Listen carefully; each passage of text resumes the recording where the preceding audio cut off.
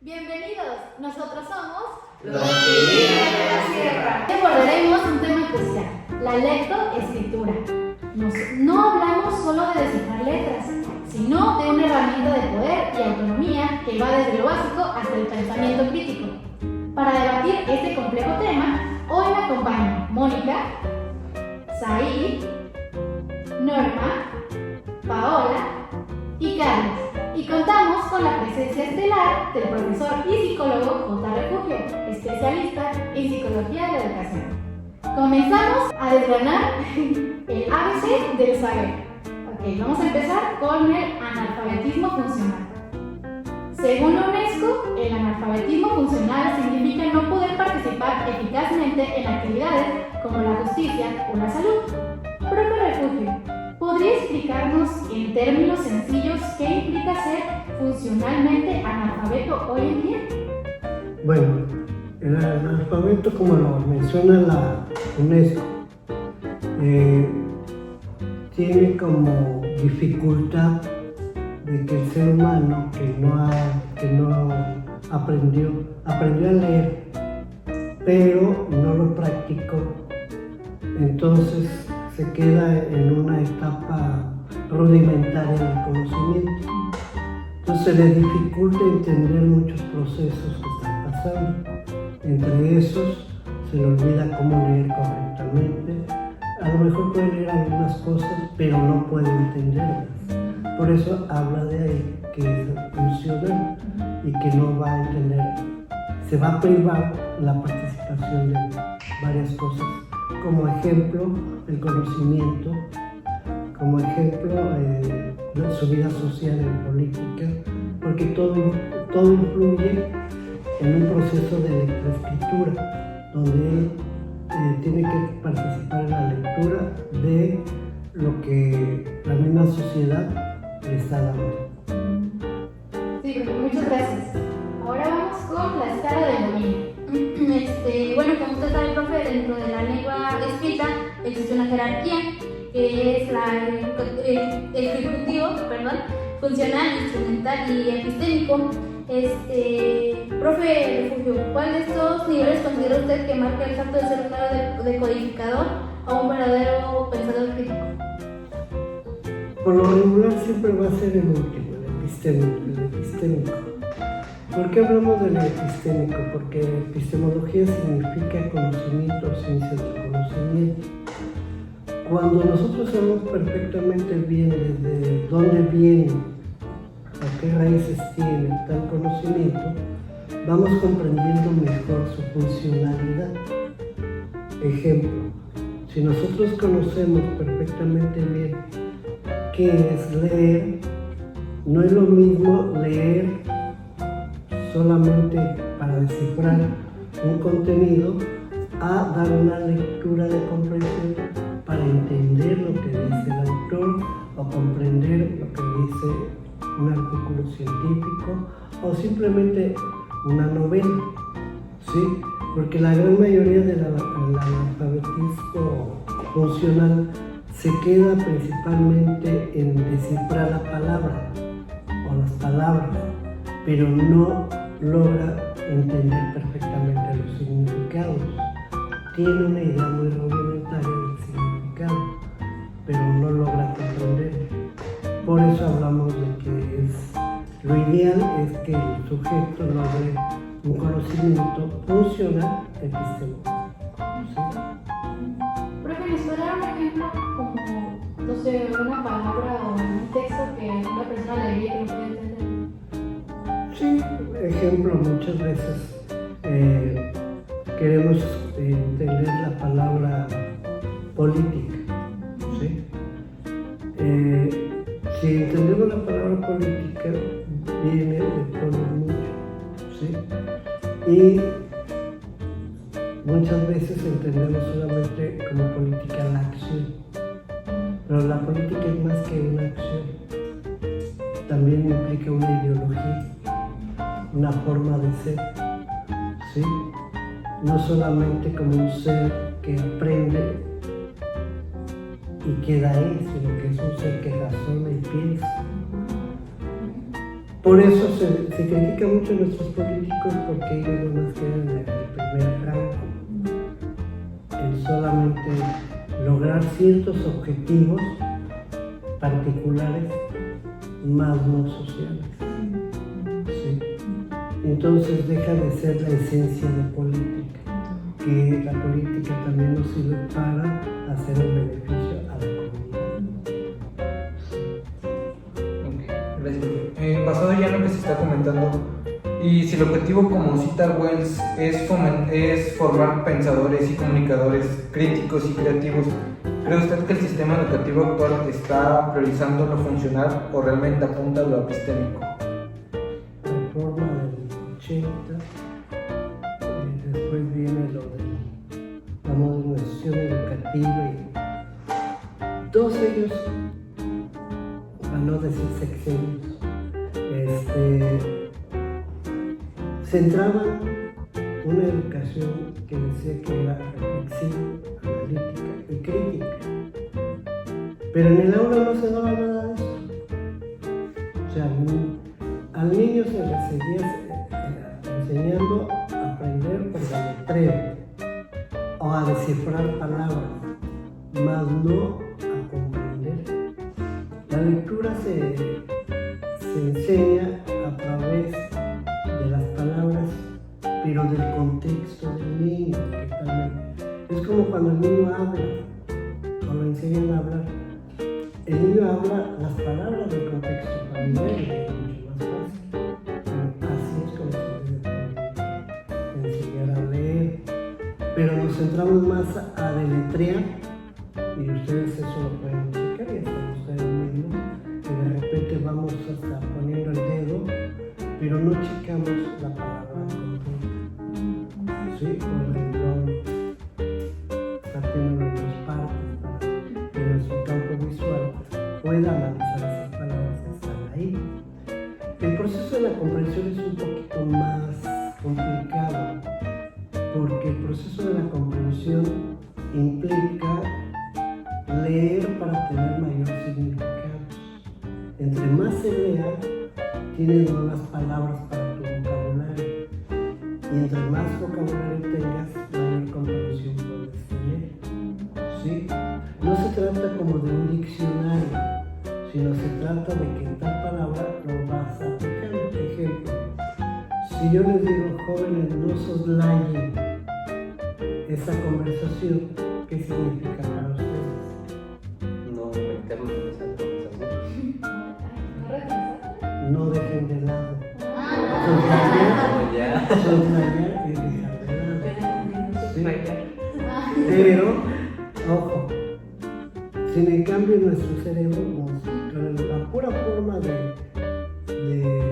la palabra y el sonido, nos dio algunos significados cercanos al significado real. Bueno, eso es un proceso de comprensión. ¿Sí? Y eso lo podemos ver en varios autores. ¿Sí? Bueno, Casani también menciona ese proceso de la comprensión. En su libro Describir el escribir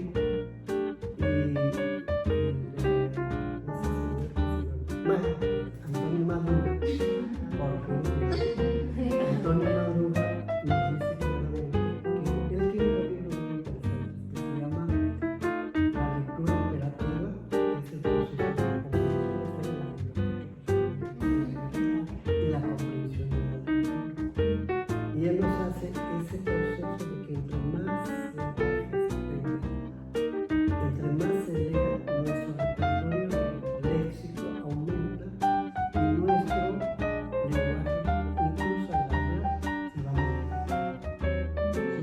Y entonces ahí hablaremos un poquito sobre las prácticas sociales del lenguaje, cómo la escuela nos va transformando en ese lenguaje, digamos, de un lenguaje muy culto a un lenguaje más culto y aceptable socialmente. ¿Sí? Pero dentro del proceso de comprensión. La comprensión no es decir, ya lo entendí, lo voy a hacer de acuerdo a mis palabras. No, es de acuerdo con lo que es. ¿Sí?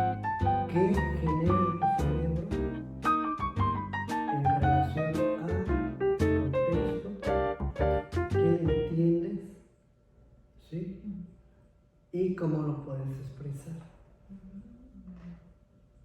Entonces, esos son algunos elementos de la comprensión. Hay un libro de Anaya que se llama Comprensión y Lectura. También está en la biblioteca. Ah, sí, gracias, profe.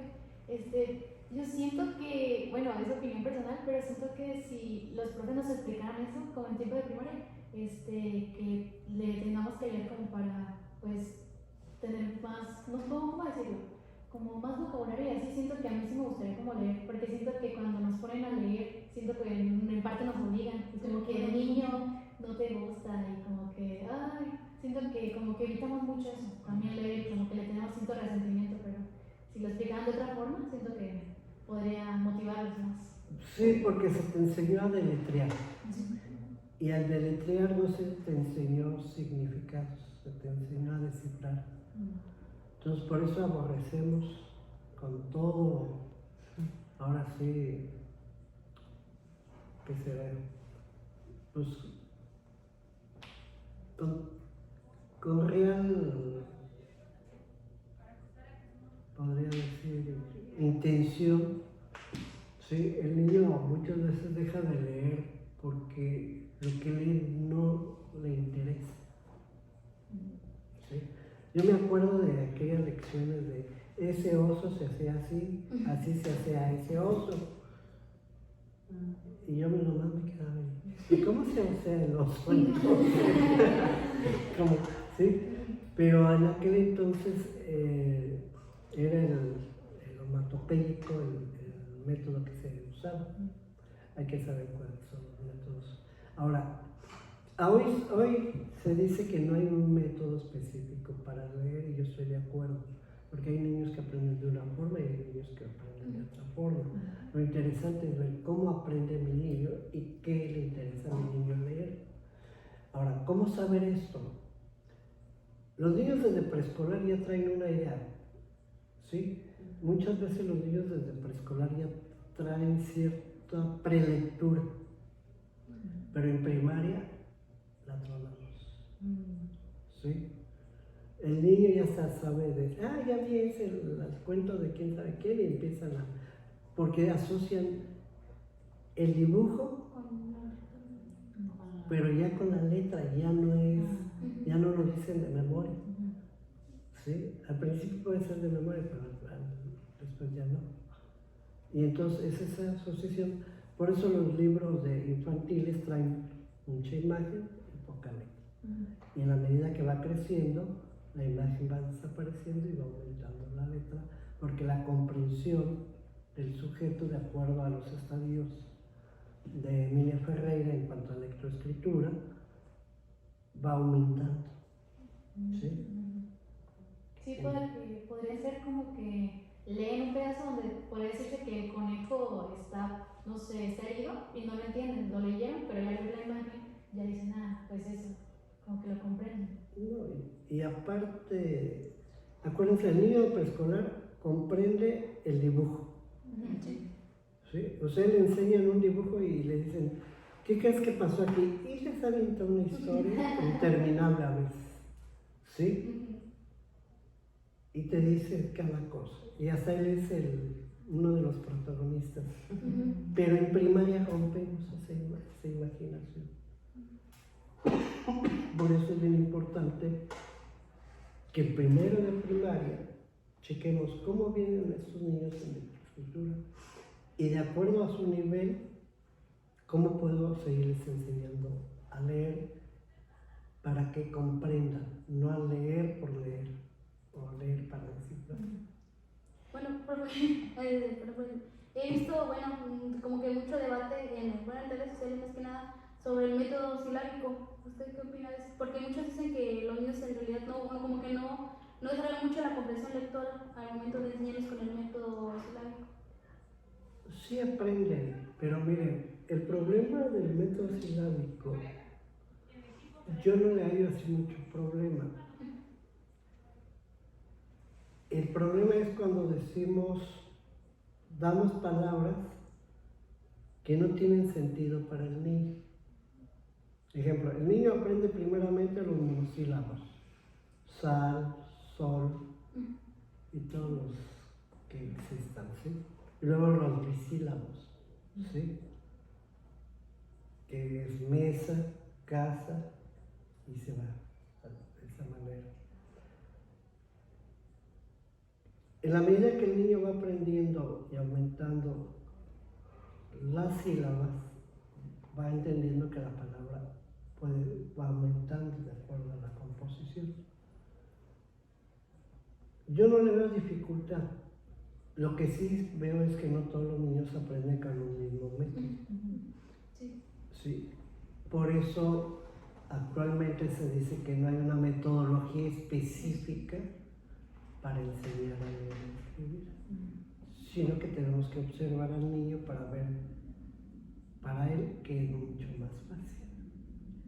¿Sí? Hay quienes van a aprender por sílaba y hay quienes van a aprender por palabra. Que es el onomatopeico y el silábico.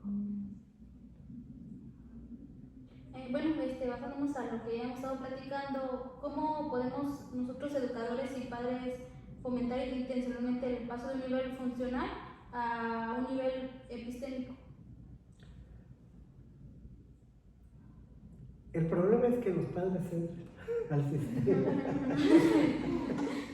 Miren, hay padres que sí se preocupan por sus hijos en ese aspecto, en mi respeto. Pero hay padres, por su situación económica y de trabajo, no pueden. ¿Sí? Entonces se dificulta un poquito más. Y hay padres que por su analfabetismo, como dijo una vez un señor en una comunidad de aquí cercana, dijo, oigan, ahora los maestros quieren que nosotros enseñemos a leer, si yo ni me sé las vocales. ¿Sí?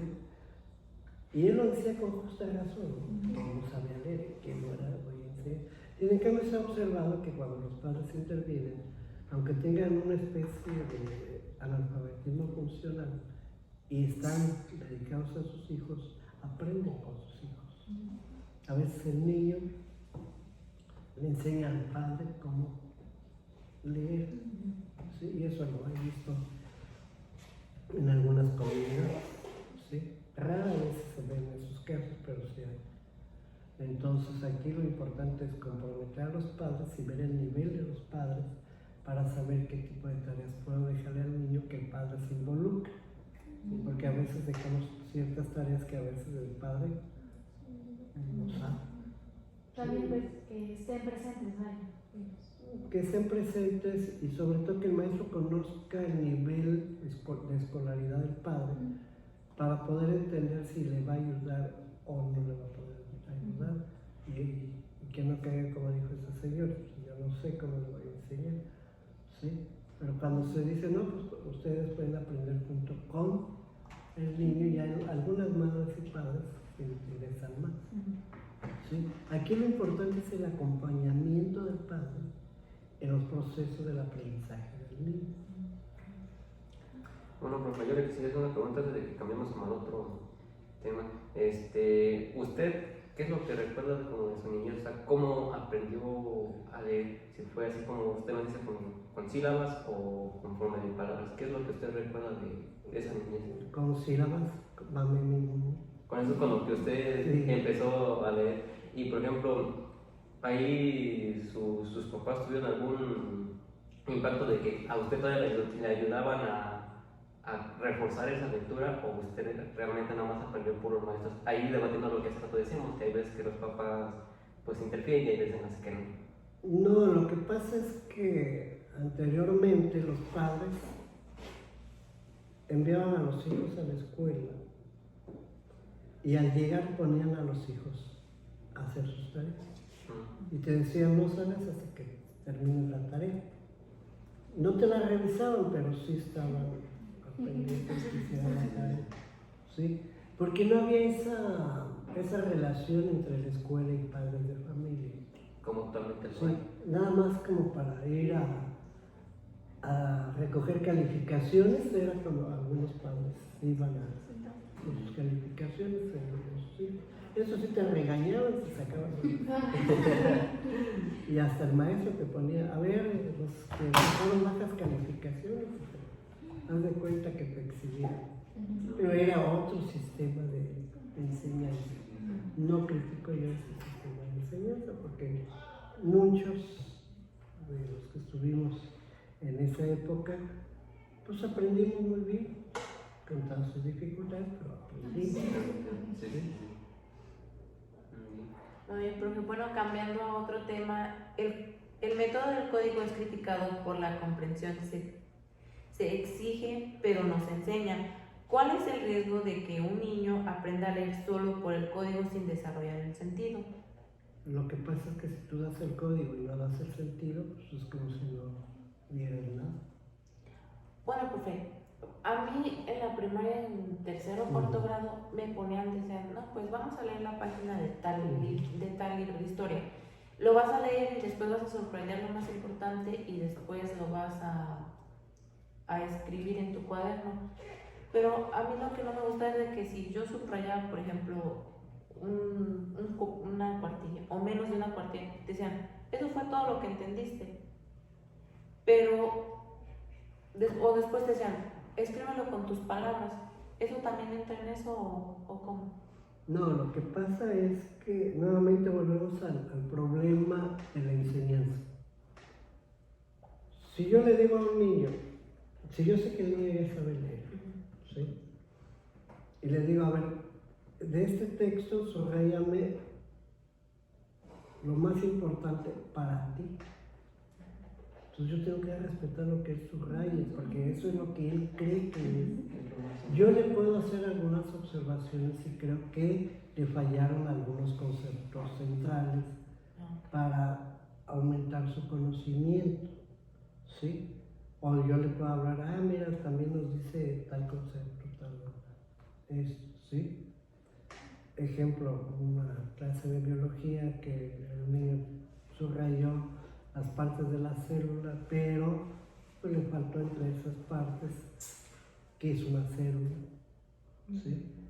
Cómo se conforma el cuerpo, que trajera todo ese tipo.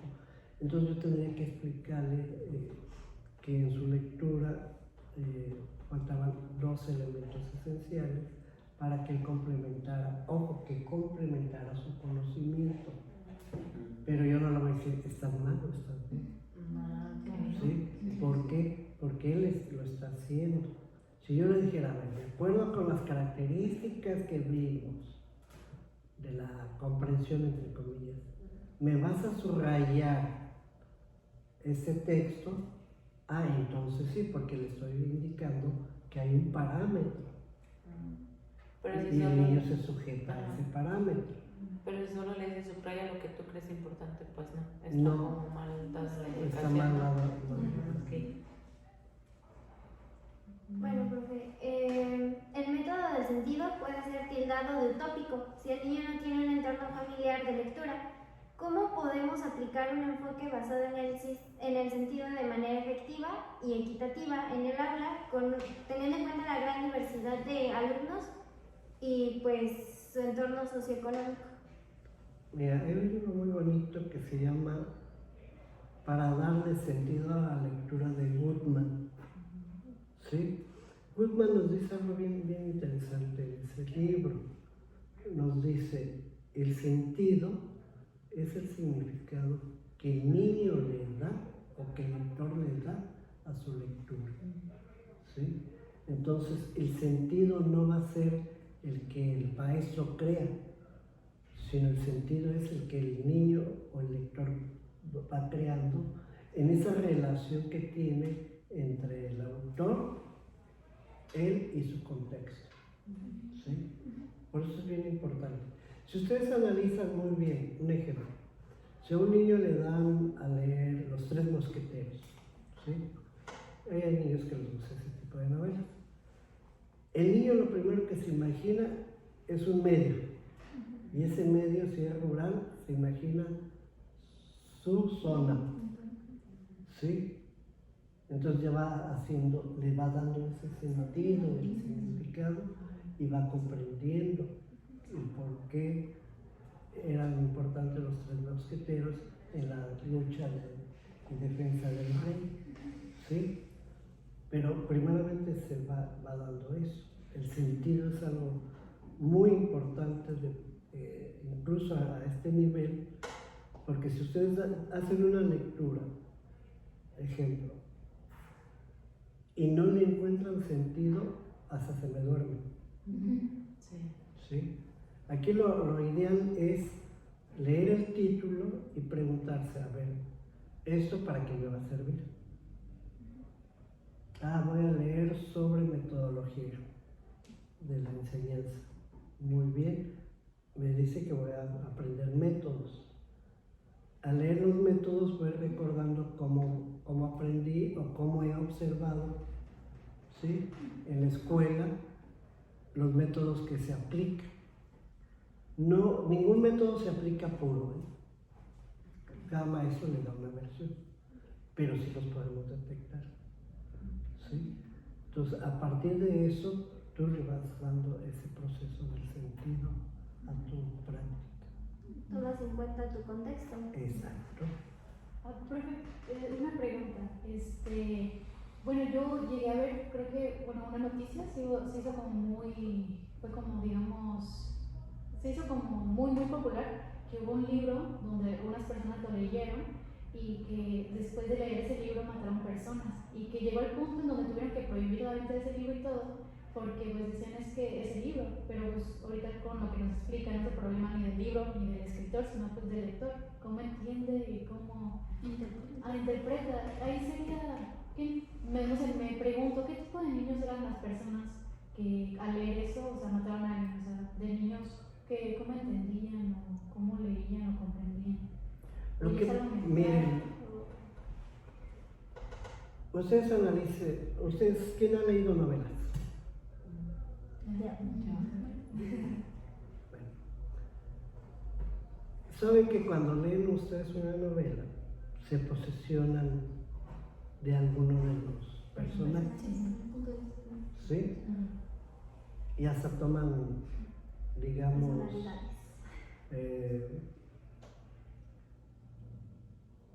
tomamos de alguna manera al personaje como algo propio y nos sentimos dentro de la novela. Eso es lo que les pasó a ellos. Hay una identificación entre lo que a ellos les pasa con el psicópata de la novela, ¿sí? Por eso es bien importante que cierto tipo de novelas se den a conocer, se lean, pero ya con la mentalidad de los alumnos, en donde hay una mentalidad crítica, ¿sí? No reproductiva de que, ejemplo, ahorita que están de moda los libros de asesinos en serie y todo eso, ¿sí? Pues yo no me voy a creer un asesino en serie, ¿sí? Pero hay quienes sí Toman como la personalidad de persona. toman ese tipo de... No es que hay una posesión de eso, no, sino que tú te apasionas y te adentras en el personaje. Entonces, por eso es bien importante cuando se hace el famoso café literario, y si se leen este tipo de novelas, saberlos orientar a los que leen esto. Sabes que pues, sí, pero muy importante lo que sucedió en tal, pero vean en qué consecuencias terminó su personaje. ¿Sí? Porque sí hay gente que... Entonces sería como que la mente los convence de que son ellos, ¿no? Los personajes principales o que son asesinos. Lo que pasa es que con el aislamiento que tenemos últimamente, porque eso sucede actualmente, a veces sucedía, pero era muy esporádico, pero ahora sucede más, porque nos aislamos con el teléfono, no tenemos contacto con las personas, todo lo leemos aquí y no hay con quién conversar, ¿sí?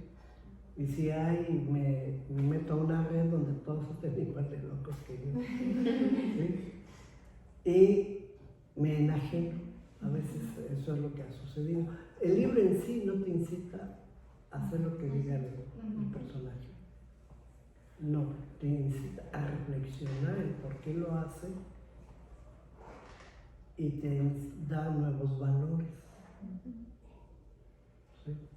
Sí, porque mira, lo que tú estás comentando fue lo que sucedió hace poco en Tijuana, si no mal recuerdo, de un adolescente que mata a otra porque ve la serie de Dexter. Dexter es un asesino en serie, pero él es legista. Dexter, ¿sí? Pero él mata a los malos. Entonces no sabemos si la niña era mala o no la que mató. Pero él dijo ¿Qué tal que le hacía bullying, verdad? él dijo que se había basado en esa serie. Ojo, pero nuevamente lo que sucede es que se enajena, no hay con quién conversar y retoman a sus personajes. Puede ser una novela, puede ser una serie, puede ser... Sí.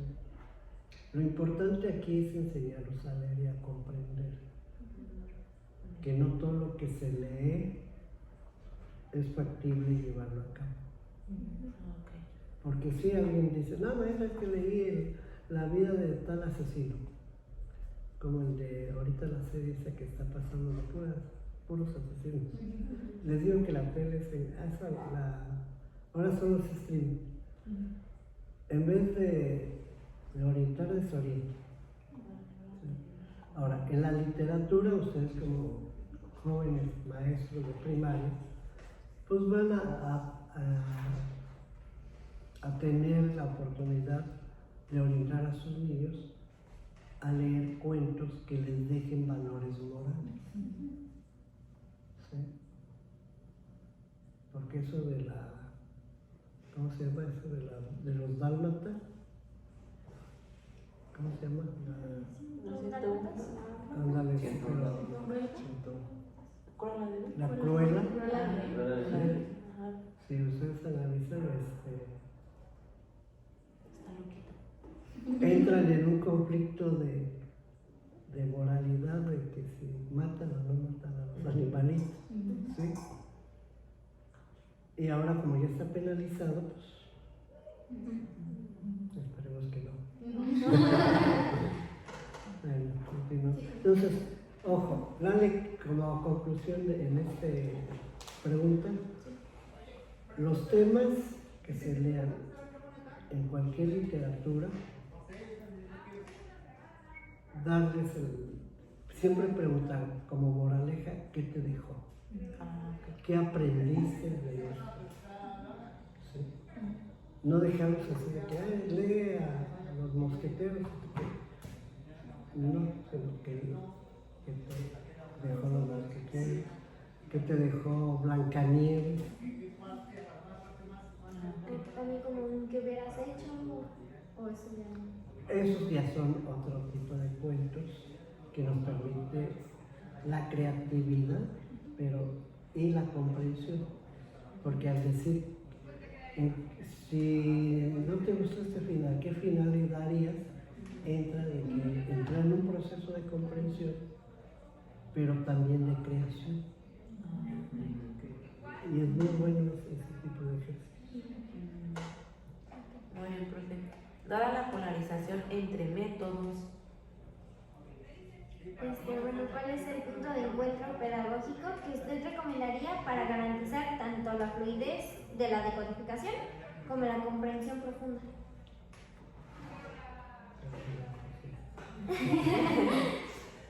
Pues yo pienso que el punto de encuentro está en el sujeto, o sea, en el sujeto que lee y comprende. ¿Sí? Cuando el sujeto aprende y lee con fluidez, tiene mayor comprensión. ¿Sí? Si el sujeto empieza a deletrear, pierde el proceso de comprensión. Entonces, ¿qué hacer? Pues lo primero es enseñar al alumno a leer en silencio. ¿Por qué leer en silencio? Porque la lectura en silencio es más rápida que la lectura verbal. Y leer en silencio significa no estar moviendo ni la lengua ni los labios, sino con nuestros ojos y el pensamiento, ¿sí? Lo que se lee. ahí va a ser la fluidez de la lectura y el proceso de comprensión. Es mejor. Es mejor, porque la lectura en voz alta es buena, pero se tiene que desarrollar primero la lectura en silencio. Bueno, profe, antes una pregunta, por ejemplo, a mí me pasa eso que usted dice, de que yo no puedo leer en silencio porque no comprendo la lectura, tengo que leerla en voz alta. ¿Eso a qué se debe? Porque es el tipo de enseñanza. Es que a mí me cuesta mucho, entonces la tengo que leer varias veces en silencio para comprenderla. Mira, hay un autor que dice que tenemos que desaprender lo aprendido. Ah, ok. ¿Sí? ¿Pero cómo se hace eso? A ver, Ahorita la ponemos en el horno. Ahorita va a poner así. Ok. ¿no moviste la boca o sí? No. ¿Qué dice?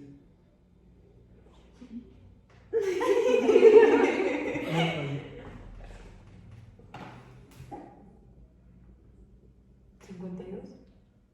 No, 20. ¿Me está enseñando las letras o me está enseñando los números? No, ojo, Ah. hijo, eso es lo importante, ¿sí?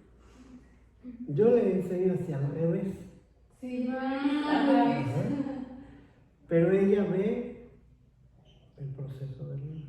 Bueno, aquí ¿qué sucede? Que el cerebro fija la atención hacia abajo, Ajá. ¿sí? Y cuando dice, ¿qué me está enseñando? ¿Lo de arriba o lo de abajo? ¿Sí? Esa es una lección de ella, porque arriba no podía leer porque estaba en cabeza. Exacto. Sí. ¿Sí? Eso que les acabo de hacer es cómo procesa la información. Ah, ok. Me tocó hace poco una muchachita que decía que ella no la va a hacer, que porque tiene que aprenderse todo de memoria y sufre mucho la pobre, porque tiene ese problema. Entonces le dije, a ver, lee esto, porque leyó un libro sin recetas de matemáticas. Le di una hoja, la primera hoja. Trataba de fracción. Y me explicó en un ratito. Y dije, y no te lo aprendiste de memoria, ¿va? No. Entonces, ¿cuál es el problema? El problema es la confianza. Ah, ok. Entonces debemos de tener confianza. En ti misma para no mover. Entonces, como yo estoy diciendo a mi cerebro, como de, es que no puedes leer en silencio. No, Entonces mi cerebro se lo cree. exacto. Ah, ok, ya. Entonces le voy a decir, sí puedo para poder. Ensayalo de una hoja, cierra tus ojos y trata de recordar lo que Ya, dice. lo voy a poner en práctica y le voy a decir si no es útil. Te digo, esa muchachita lo hizo así, mira, me explicó perfectamente bien, 2 hojas. ¿Sí? Y ella dice, es que tengo que leer mucho y tengo que aprender de memoria, pero si me lo dijiste ahorita todo, ¿para qué lo aprendes de memoria? Eso es la confianza. Y esa es la confianza que no le damos al niño en su lectura. Ejemplo, el niño lo ponemos a leer y empieza la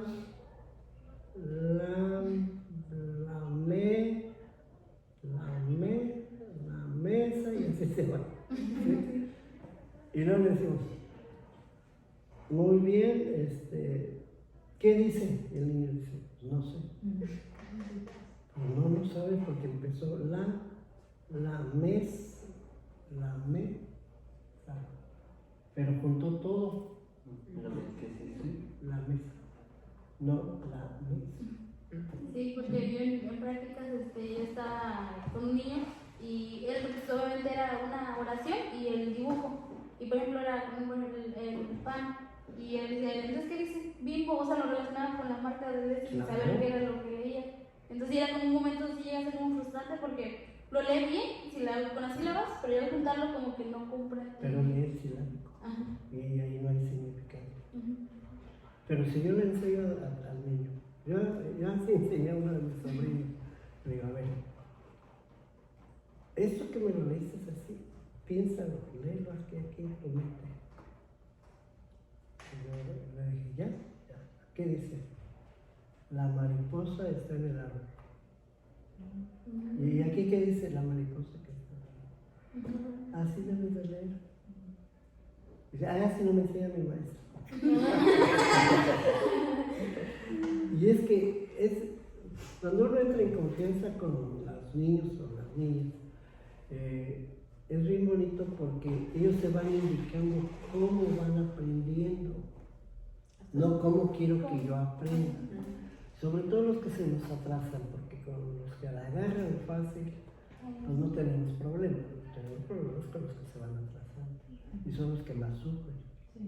Porque son a los que, a ver, pasa, a ver, pasa, sabiendo que no saben leer. Sí. Ok, continuamos, profe.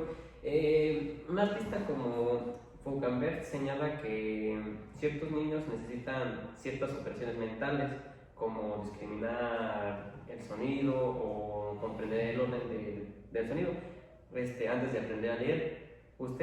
Para usted, ¿cuál cree que sea como un punto de equilibrio que se encuentra ahí?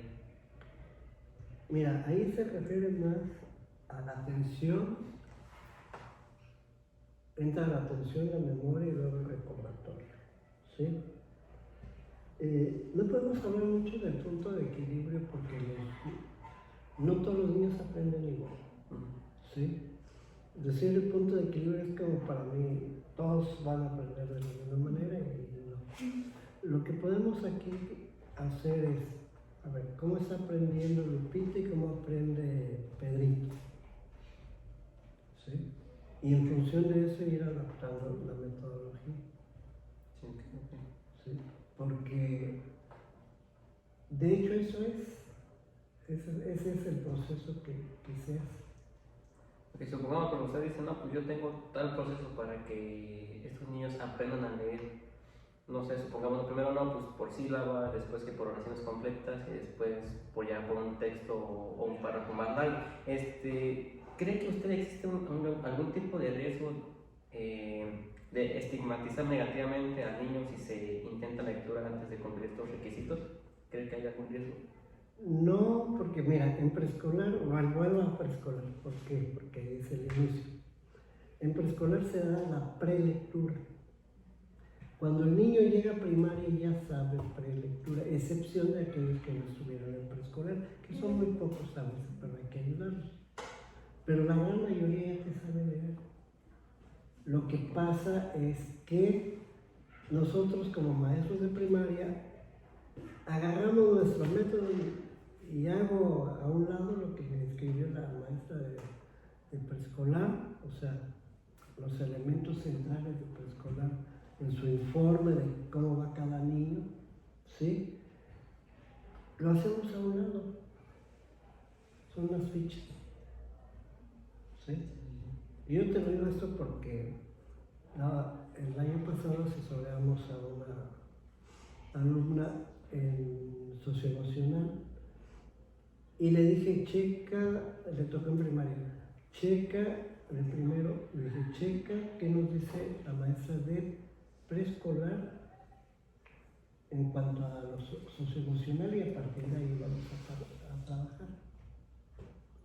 Y así lo hizo y trabajamos muy bien, hasta la maestra la felicitó y todo, la maestra de primaria, ¿sí? Entonces, eso es lo que a veces nos hace falta, a ver, ¿cómo llega nuestro alumno de preescolar a la primaria? Si ya trae cierto conocimiento, hay que partir de ahí y no partir de cero, porque entonces el niño se vuelve a aburrir y entonces dicen ellos, se me olvidó. Sí. Entonces, por eso les digo, no hay así un punto exacto y no hay una metodología exacta para decir. Más que nada más que nada no hay nada definido exactamente porque cada niño aprende de distinta manera. Lo que sí les puedo decir es que si trabajan desde el punto de vista lúdico, es mucho más rápido. Cualquier juego que trabaje de escritura, el niño se lo aprende mucho más rápido. Muchas gracias. Bueno, profe, ¿usted cuál cree que sería el ingrediente clave para un método exitoso que logre integrar la de codificación con la comprensión profunda. Nuevamente quedamos en el rollo de los métodos. El mejor método que tú puedes desarrollar es aquel que tú observas. ¿Con qué método aprenden tus niños? Tú puedes utilizar varios, ¿sí? Y a partir de ahí decir, creo que mis niños están aprendiendo mejor con este. Aunque la maestra o el maestro me dijo que era mejor este, pero yo veo que ese es el mejor porque ellos están aprendiendo con eso. O sea, aquí hay que ver con qué métodos se facilita la lectura. Para que lean y comprendan mejor los métodos, hay un libro que se llama Enseñar a leer, es un libro azul, no me acuerdo del autor, pero está ahí en la biblioteca. Ahí vienen todos los métodos y sus formas de aplicación. Léanlo y traten de aplicar los que ustedes crean necesarios y van a ver que es mucho más fácil así que decir, el método onomatopeico me sirvió, o el silábico tal, o el global así, ¿sí? Y no, porque cada niño aprende diferente. Por eso se quitaron la metodología en la última reforma, no existe así una metodología específica. Y no sé si se los han dicho. Existen varios, pero que les digan, ¿ese es el método? ¿Es más perjudicial forzar la lectura temprana sin los requisitos previos o es mejor retrasar el contacto formal con la letra impresa? Mira, yo voy con Emilia Ferreiro, se debe de ir de acuerdo a la evolución. Si ustedes leyeron el sistema de escritura del niño, Emilia Ferreiro, y si los conoce, que es el silábico, alfabético, bisilábico y todo eso. Pero si lo leen tal como está en el libro y lo analizan y lo aplican, porque también hay una versión de ese libro, van a ver mejor resultados de acuerdo a su evolución. Porque acuérdense, el niño pasa por el garabateo, luego por la grafía y se va. Bueno, profe, y por última pregunta, ¿cómo balanceamos la estimulación en el respecto al ritmo madurativo? Con ejercicios de escritura. ¿Sí? Antes le llamamos caligrafía. Es bien importante que el niño aprenda a mover, a controlar sus movimientos finos, de tal manera que cuando trabaje ya las letras, sean letras visibles, entendibles y con estética. ¿Sí? Tienen que aprender caligrafía, muchos de ustedes lo aprendieron, a lo mejor a algunos sí les dieron, a otros no les dieron, pero en mi caso sí era obligatoria la caligrafía, y más porque era manuscrita. Muchísimas gracias por compartirnos su conocimiento y todo lo que hemos hablado durante el video. Es algo que me gustaría que nosotros nos quedáramos. ¿Usted qué cree que de lo que hemos hablado y que nos podamos como que quedar y llevarlo a cabo? Como lo más importante. Yo, por las inquietudes que tienen, pues tienen que aprender metodología y tienen que aprender a observar a los niños. Eso sería, decía sus compañeros, el punto de equilibrio para la enseñanza de ustedes, o sea, la enseñanza hacia los niños. O sea, aprender a observar, ¿sí? Aprender la metodología para realmente trabajar con los niños. Sí. Bueno, profe, pues muchas gracias. Muchas gracias. Nos vemos, gracias por venir. Nosotros fuimos los Pilines de la Sierra. Bye.